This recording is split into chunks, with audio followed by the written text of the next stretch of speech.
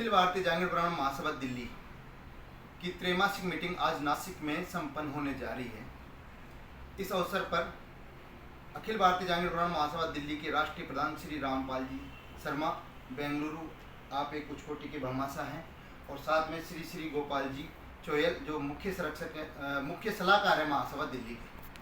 आज आपसे जानते हैं कि महासभा एवं समाज विकास के लिए मैं किस किस मुद्दे पे आज इस मीटिंग में निर्णय लिए जाएंगे और क्या क्या नया होना चाहिए जिससे कि समाज विकास हो पाए। अभी आज महासभा में सबसे पहला हमारा उद्देश्य है कि हमारा जो भवन बन रहा है दिल्ली में उसको जल्दी से जल्दी कंप्लीट किया जाए और सभी पूरे देश से आने वाले छात्रों को वो काम आए, और ये जल्दी से जल्दी हम काम करें और उसका फंड्स कैसे जुटाया जाए उस पर भी हम आज बात करेंगे। महासभा दिल्ली के द्वारा मुंडका स्थित भवन निर्माणाधीन है। उस भवन में किस तरह से समाज के बंधु अपना योगदान देना चाहें तो उसके लिए आपकी क्या अपील रहेगी? उसके लिए हमने ये रखा है कि 1,51,000 देने वाले के लिए उनके नाम एक कमरा अगर दे देते हैं दान तो 1,51,000 देना पड़ेगा उनको, और बाकी जो भी बंधु 51,000 से ऊपर दे रहा है उनका सबका भार पत्थर के ऊपर नाम रहेगा और उस हमेशा के लिए उनको उसके लिए वो मिले। महासभा दिल्ली के मुख्य सलाहकार श्री गोपाल जी से जानना चाहते हैं कि समाज में अब ऐसा क्या क्या नया होना चाहिए जिससे कि समाज विकास कर पाए, युवा महासभा से जुड़ पाए। श्री गोपाल जी। धन्यवाद गीतेश जी।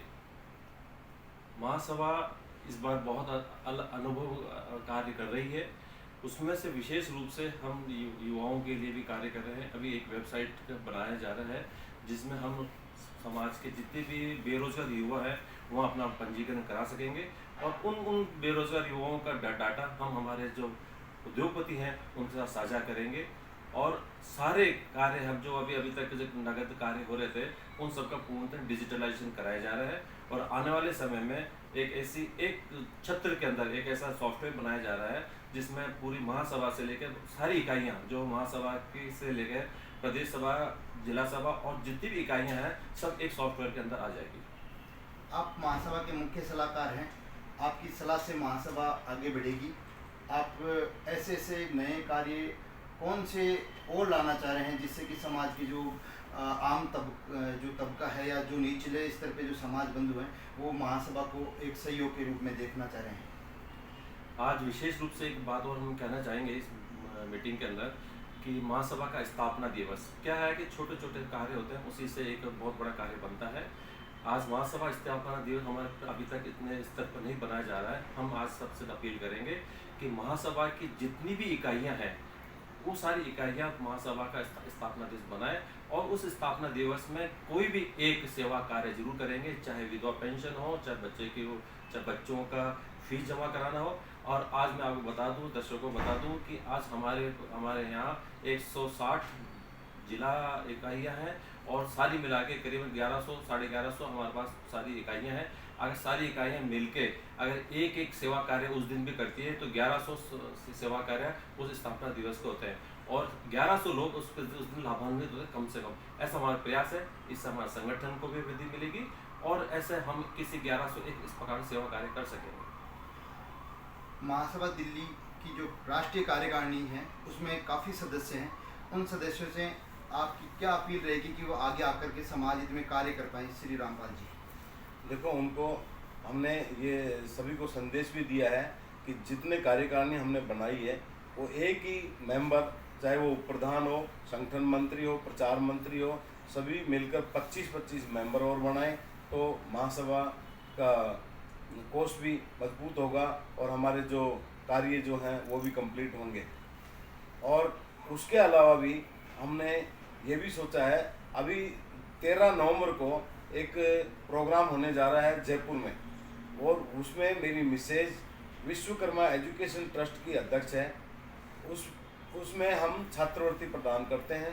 पूरे देश में अगर कहीं से भी कोई बच्चा आर्थिक कमज़ोर है तो अवश्य हमें वो एक फार्म भेजें। ये सभी सोशल मीडिया पर भी हमने भेज दिया है और पत्रिका में भी हमने वो फार्म भेज दिया है।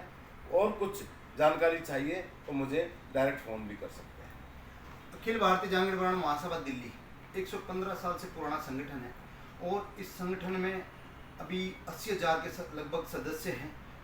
आज जो राजनीतिक स्थिति है समाज की वह नगण्य है।